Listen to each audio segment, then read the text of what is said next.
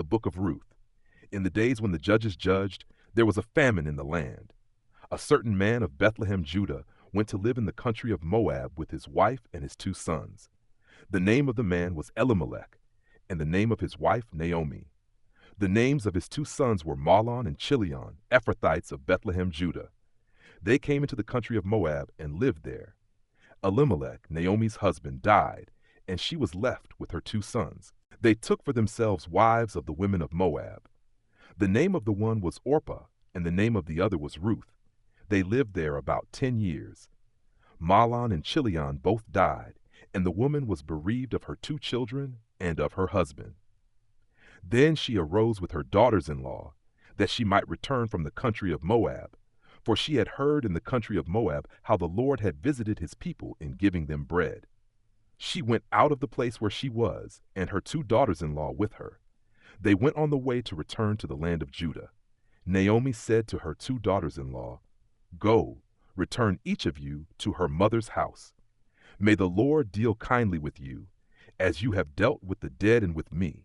May the Lord grant you that you may find rest, each of you in the house of her husband." Then she kissed them, and they lifted up their voices and wept. They said to her, "No, but we will return with you to your people." Naomi said, "Go back, my daughters. Why do you want to go with me?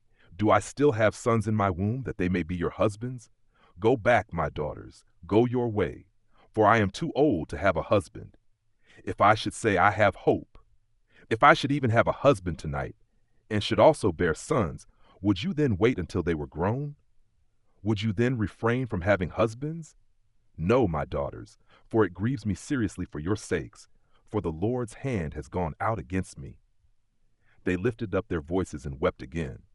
Then Orpah kissed her mother-in-law, but Ruth stayed with her. She said, "Behold, your sister-in-law has gone back to her people and to her God. Follow your sister-in-law."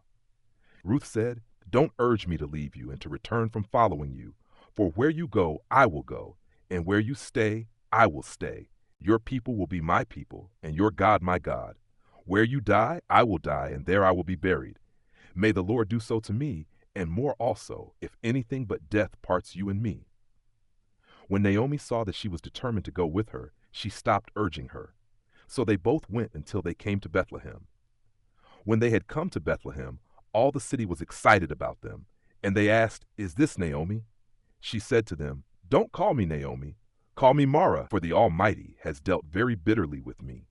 I went out full, and the Lord has brought me home again empty. Why do you call me Naomi, since the Lord has testified against me, and the Almighty has afflicted me?" So Naomi returned, and Ruth the Moabitess, her daughter-in-law, with her, who returned out of the country of Moab. They came to Bethlehem in the beginning of barley harvest. Naomi had a relative of her husband's, a mighty man of wealth, of the family of Elimelech, and his name was Boaz. Ruth the Moabitess said to Naomi, "Let me now go to the field, and glean among the ears of grain after him, in whose sight I find favor." She said to her, "Go, my daughter." She went, and came and gleaned in the field after the reapers. And she happened to come to the portion of the field belonging to Boaz, who was of the family of Elimelech. Behold, Boaz came from Bethlehem and said to the reapers, "May the Lord be with you." They answered him, "May the Lord bless you." Then Boaz said to his servant who was set over the reapers, "Whose young lady is this?" The servant who was set over the reapers answered, "It is the Moabite lady who came back with Naomi out of the country of Moab." She said, "Please let me glean and gather after the reapers among the sheaves." So she came, and has continued even from the morning until now, except that she rested a little in the house. Then Boaz said to Ruth, "Listen, my daughter, don't go to glean in another field, and don't go from here, but stay here close to my maidens. Let your eyes be on the field that they reap, and go after them.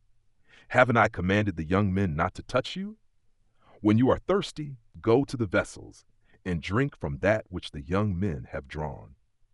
Then she fell on her face, and bowed herself to the ground, and said to him, "Why have I found favor in your sight, that you should take knowledge of me, since I am a foreigner?"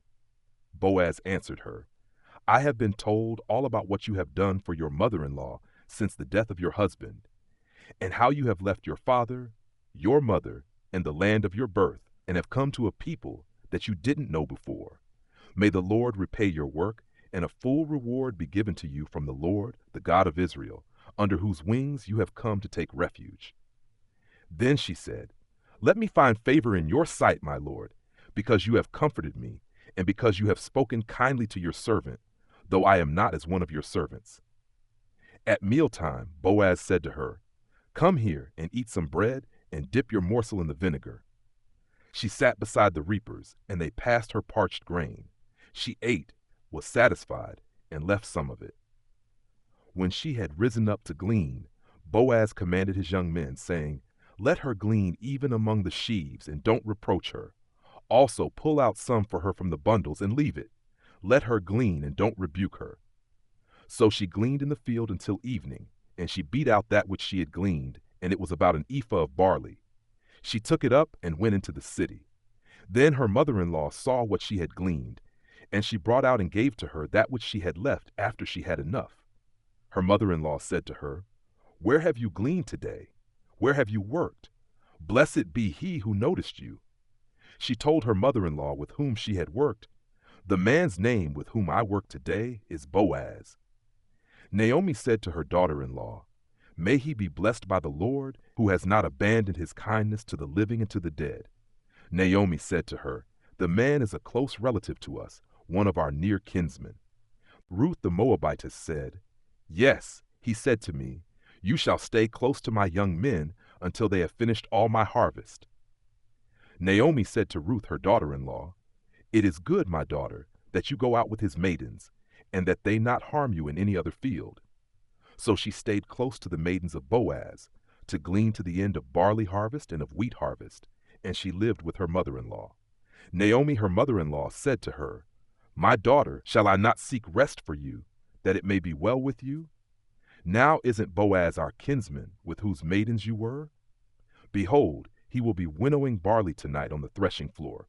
Therefore wash yourself, anoint yourself, get dressed, and go down to the threshing floor. But don't make yourself known to the man until he has finished eating and drinking. It shall be, when he lies down, that you shall note the place where he is lying. Then you shall go in, uncover his feet, and lie down. Then he will tell you what to do." She said to her, "All that you say I will do." She went down to the threshing floor and did everything that her mother-in-law told her. When Boaz had eaten and drunk, and his heart was merry, he went to lie down at the end of the heap of grain. She came softly, uncovered his feet, and lay down. At midnight the man was startled and turned himself, and behold, a woman lay at his feet. He said, "Who are you?" She answered, "I am Ruth your servant. Therefore spread the corner of your garment over your servant, for you are a near kinsman." He said, "You are blessed by the Lord, my daughter. You have shown more kindness in the latter end than at the beginning, because you didn't follow young men, whether poor or rich. Now, my daughter, don't be afraid. I will do to you all that you say, for all the city of my people knows that you are a worthy woman. Now it is true that I am a near kinsman. However, there is a kinsman nearer than I. Stay this night, and in the morning, if he will perform for you the part of a kinsman, good. Let him do the kinsman's duty. But if he will not do the duty of a kinsman for you, then I will do the duty of a kinsman for you, as the Lord lives. Lie down until the morning." She lay at his feet until the morning. Then she rose up before one could discern another. For he said, "Let it not be known that the woman came to the threshing floor." He said, "Bring the mantle that is on you, and hold it." She held it, and he measured 6 measures of barley, and laid it on her. Then he went into the city. When she came to her mother-in-law, she said, "How did it go, my daughter?" She told her all that the man had done for her. She said, "He gave me these 6 measures of barley, for he said, 'Don't go empty to your mother-in-law.'" Then she said, "Wait, my daughter, until you know what will happen, for the man will not rest until he has settled this today." Now Boaz went up to the gate and sat down there. Behold, the near kinsman of whom Boaz spoke came by. Boaz said to him, "Come over here, friend, and sit down." He came over and sat down. Boaz took 10 men of the elders of the city and said, "Sit down here," and they sat down. He said to the near kinsman, "Naomi, who has come back out of the country of Moab, is selling the parcel of land which was our brother Elimelech's. I thought I should tell you, saying, Buy it before those who sit here and before the elders of my people. If you will redeem it, redeem it. But if you will not redeem it, then tell me, that I may know. For there is no one to redeem it besides you, and I am after you." He said, "I will redeem it." Then Boaz said, "On the day you buy the field from the hand of Naomi, you must buy it also from Ruth the Moabitess, the wife of the dead, to raise up the name of the dead on his inheritance." The near kinsman said, "I can't redeem it for myself, lest I endanger my own inheritance. Take my right of redemption for yourself, for I can't redeem it." Now this was the custom in former time in Israel concerning redeeming and concerning exchanging, to confirm all things. A man took off his sandal and gave it to his neighbor, and this was the way of formalizing transactions in Israel. So the near kinsman said to Boaz, "Buy it for yourself." Then he took off his sandal. Boaz said to the elders and to all the people, "You are witnesses today that I have bought all that was Elimelech's and all that was Kilion's and Mahlon's from the hand of Naomi. Moreover, Ruth the Moabitess, the wife of Mahlon, I have purchased to be my wife, to raise up the name of the dead on his inheritance, that the name of the dead may not be cut off from among his brothers and from the gate of his place. You are witnesses today." All the people who were in the gate and the elders said, "We are witnesses. May the Lord make the woman who has come into your house like Rachel and like Leah, which both built the house of Israel, and treat you worthily in Ephrathah, and be famous in Bethlehem. Let your house be like the house of Perez, whom Tamar bore to Judah, of the offspring which the Lord will give you by this young woman." So Boaz took Ruth, and she became his wife, and he went into her, and the Lord enabled her to conceive, and she bore a son. The women said to Naomi, "Blessed be the Lord, who has not left you today without a near kinsman. Let his name be famous in Israel. He shall be to you a restorer of life, and sustain you in your old age. For your daughter-in-law, who loves you, who is better to you than 7 sons, has given birth to him." Naomi took the child, laid him in her bosom, and became nurse to him. The women, her neighbors, gave him a name, saying, "A son is born to Naomi." They named him Obed. He is the father of Jesse, the father of David. Now this is the history of the generations of Perez. Perez became the father of Hezron, and Hezron became the father of Ram, and Ram became the father of Amminadab, and Amminadab became the father of Nahshon, and Nahshon became the father of Salmon, and Salmon became the father of Boaz, and Boaz became the father of Obed, and Obed became the father of Jesse, and Jesse became the father of David.